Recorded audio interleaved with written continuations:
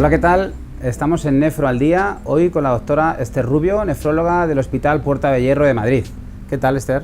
Muy bien, encantada de estar ahí con vosotros. Muy bien. Pues la primera pregunta es la siguiente. Esther, ¿qué opinas sobre el uso de metformina en pacientes con tasa de filtrado glomerular por debajo de 45 mililitros por minuto? Bueno, la verdad es que no podemos olvidar que la metformina sigue siendo el pilar fundamental del tratamiento de la diabetes. Es el fármaco de elección en todas las guías y es un fármaco que ha demostrado disminuir la mortalidad y las complicaciones vasculares en los pacientes diabéticos. El gran problema que tuvo la metformina fue la aparición de acidosis láctica, que realmente esta aparición de acidosis láctica ocurre en pacientes que tienen alguna otra comorbilidad, como es por ejemplo pacientes que reciben contrastes yodados, pacientes sépticos con shock hipovolémico y pacientes con insuficiencia renal crónica. Esto cayó un poco en el miedo al uso en los pacientes nuestros, ¿no?, con enfermedad renal crónica, pero ya el año pasado se aprobó en ficha técnica su uso hasta 30 de filtrado, ¿no? Por encima de 30 de filtrado estaría completamente permitido su uso. Ya en el 2014 se publicó en la revista Nefrología el documento de consenso sobre el tratamiento de la diabetes tipo 2 en la enfermedad renal crónica y recomendaban que pacientes con aclaramientos con filtrados glomerulares por encima de 45, como primera elección estaría el uso de la metformina. En pacientes con filtrados entre 30 y 45 dejan abierta la puerta al uso de 3 fármacos diferentes. Ponen a igual nivel metformina, repaglinida y los inhibidores de los IDP4. ¿Realmente cuál es el criterio para estos pacientes utilizar una u otra? Pues yo creo que nosotros como médicos nefrólogos tenemos que tener en cuenta individualizar cada paciente. Es decir, un paciente frágil, un paciente anciano, un paciente polimedicado, estos pacientes que sabemos todos que toman IECAS, AINES, que se deshidratan y que caen en fracaso renal y que empeoran su filtrado glomerular, son los pacientes que realmente tienen más riesgo de desarrollar una acidosis láctica con metformina, con lo cual yo creo que sí que podemos utilizar metformina en filtrados entre 30 y 45 siempre y cuando tengamos en cuenta las características clínicas de nuestros pacientes. ¿Habría que hacer un ajuste de dosis, en este caso, entre 30 y 45? Siempre tenemos que tener en cuenta que la metformina hay que disminuir la dosis cuando cae el filtrado glomerular. Perfecto. Y hablabas del protocolo que salió publicado por varias sociedades y se publicó en nuestra revista Nefrología. 2014. Y hablabas de los IDPP4 en pacientes con filtrados entre 30 y 45, si quieres por debajo de 45 de filtrado. Y ahí podemos utilizar cualquiera, es decir, ¿hay alguna diferencia entre los IDPP4 y la enfermedad renal crónica o en pacientes que ya va cayendo el filtrado por debajo de 45? En realidad todos los fármacos IDPP4 tienen estudios de seguridad cardiovascular, seguridad renal y todos ellos los podemos utilizar en pacientes con insuficiencia renal independientemente de su grado. Lo importante que tenemos que saber es que algunos de ellos requieren ajuste de dosis y no es que por tomar más dosis vaya a tener ningún efecto, pero sí que hacemos al paciente la toma más fácil. Es decir, un paciente que tiene que tomar una pastilla de un fármaco, pues con tomar una a lo mejor de vildagliptina no hace falta que tome 2. El médico tiene que estar pendiente de la función del paciente para poder ajustarlos en los fármacos que lo necesitan.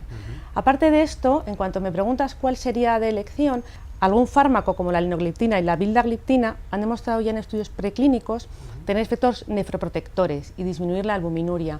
Además, estos efectos parece que son independientes del control de sí de la glucosa.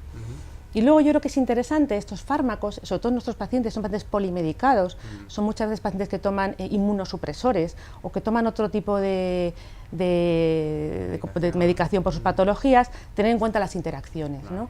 Entre ellos tenemos la alogliptina y la vildagliptina, no interaccionan con el citocromo P450, y yo creo que sería interesante en el uso de pacientes que son tan polimedicados. Hablabas ahora de inmunosupresores y sabemos que llega un momento en que la función renal se disminuye, empeora y los pacientes llegan a tratamiento renal sustitutivo, bien a través de diálisis o bien a través del trasplante renal. ¿Y ahí qué ocurre aquí? No tenemos muchas evidencias, pero ¿qué es lo que podemos hacer en práctica clínica? En el caso de la diálisis, nuestros pacientes hasta hace no muchos años estaban abocados a la insulina, no había ningún otro tratamiento que pudiéramos utilizar en ellos. Desde la aparición de los IDPP4, esto solucionó un poco problemas en el sentido de que una combinación de insulina basal añadida a un IDPP4 no solo mejora el control glucémico, sino que evita hipoglucemias. Y es una combinación bastante buena y segura en nuestros pacientes, siempre y cuando, lógicamente, haya que ajustar la dosis del IDPP4 que corresponda. En cuanto al paciente trasplantado, es un paciente un poco más complicado. Sabemos que el paciente trasplantado tiene muchos factores que le hacen tener una incidencia mayor de diabetes.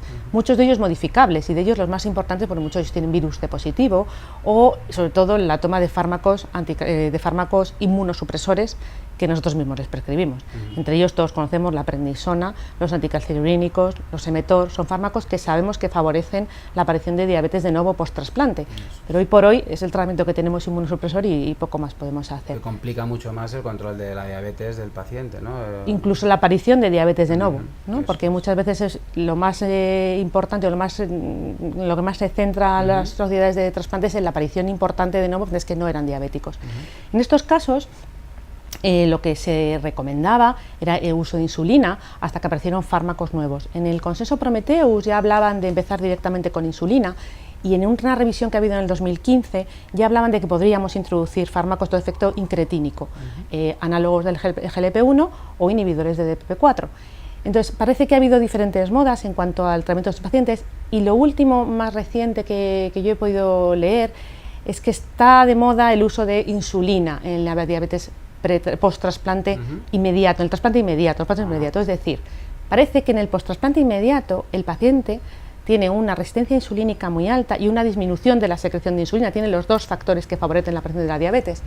Y hay estudios que dicen que el uso precoz de insulina favorece la mejoría y disminuye la incidencia de diabetes en el post-trasplante posterior. Y entonces el antidiabético oral lo meteríamos más tarde. Lo meten después. Vale. Ellos abogan por glucemias por encima de 200, inicio directamente de insulina.